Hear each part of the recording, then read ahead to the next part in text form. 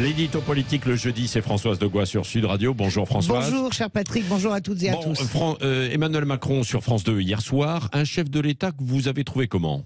À la peine ou en forme? Ah ouais, alors c'est la panne sèche, pardonnez-moi ce mauvais jeu de mots, c'est la panne sèche. Bientôt on va pousser la voiture de l'Élysée, vous voyez, comme toutes ces photos qu'on voit sur Twitter. Oui, je l'ai trouvé très poussif et en fait du Macron pur jus. Moi j'ai eu le sentiment que le ressort est un peu cassé quand même pour Emmanuel Macron. Et puis c'est du Macron pur jus, pourquoi? Parce qu'il y a tout cocktail Macron, les menaces, je vais réquisitionner, il faut que cette grève s'arrête. Résultat, la grève continue et puis ça n'a pas l'air vraiment d'impressionner les grévistes, peut-être même bien au contraire. Des promesses, nous a-t-il dit. Tout devrait revenir à la normale d'ici 7 à 10 jours. Alors que le mouvement ne faiblit pas, on connaît Emmanuel Macron, dans 10 jours, si ça n'a pas faibli, il dira « Oui, mais je n'y suis pour pas grand-chose ». Des vœux pieux, il faut que les salariés et les entreprises renégocient. Pas un seul mot sur les super profits, il n'a pas pris parti, mais il y avait quand même toujours dans le discours macroniste, vous savez, il y a toujours un ennemi désigné. Et ben là, c'était évidemment la CGT qui ferait bien de laisser tourner le pays. Et j'ai écouté Emmanuel Macron hier, c'était assez longué, je le redis, sauf la partie peut-être sur l'Ukraine. On a le sentiment que c'est ça qui passionne le président de la République.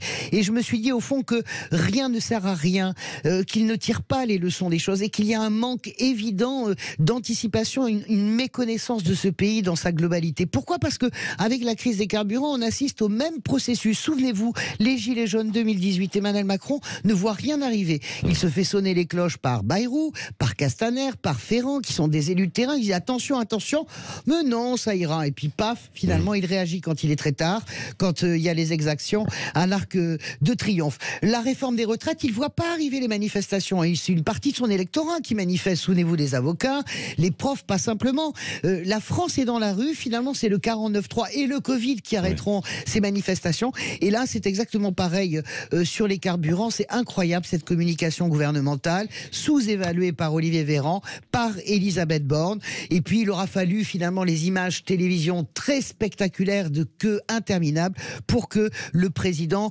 réagisse. Il réagit pas, pourquoi? Parce que au fond, Emmanuel Macron ne croit pas à la démocratie sociale, il ne croit pas au mouvement de grève, il pense qu'elle meurt d'elle-même, il ne croit qu'à une seule chose, l'économie, et c'est vraiment sa limite. Bon, vous dites aussi panne sèche pour la majorité à l'Assemblée. Ah oui, c'est une panne et c'est une gifle monumentale qui est un peu passée sous les radars, mais on aura l'occasion d'en reparler toute la journée parce que ça s'est passé hier assez tard pendant qu'il était sur France 2 et c'est finalement une gifle qui est assénée par un membre de la majorité, un député du MoDem qui introduit un amendement stipulant qu'il faut surtaxer les dividendes des actionnaires. C'est pas la surtaxation des super profits, mais c'est la taxation des dividendes. Et ça va à l'encontre de la fameuse flat tax d'Emmanuel Macron. Ce député MoDem, il appartient à la majorité. Et figurez-vous, le gouvernement rend un avis défavorable. Et qu'est-ce qui se passe? Eh bien, cet amendement est voté. Mais il n'est pas voté à 100 voix. Il est voté à une écrasante majorité.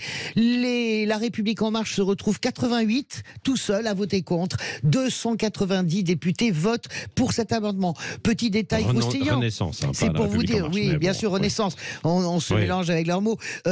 Figurez-vous, pour le détail de l'histoire, qui a son importance, le suppléant d'Elisabeth Borne va même voter hier soir cet amendement. Jupiter a été balayé par son propre camp et par les oppositions qui l'eût cru. Évidemment, vous avez l'ombre du 49.3 qui plane, mais attention au double message. 49.3 à l'Assemblée, quand on vient de se faire balayer comme il s'est fait balayer hier, plus réquisition dans les raffineries, attention à l'autoritarisme.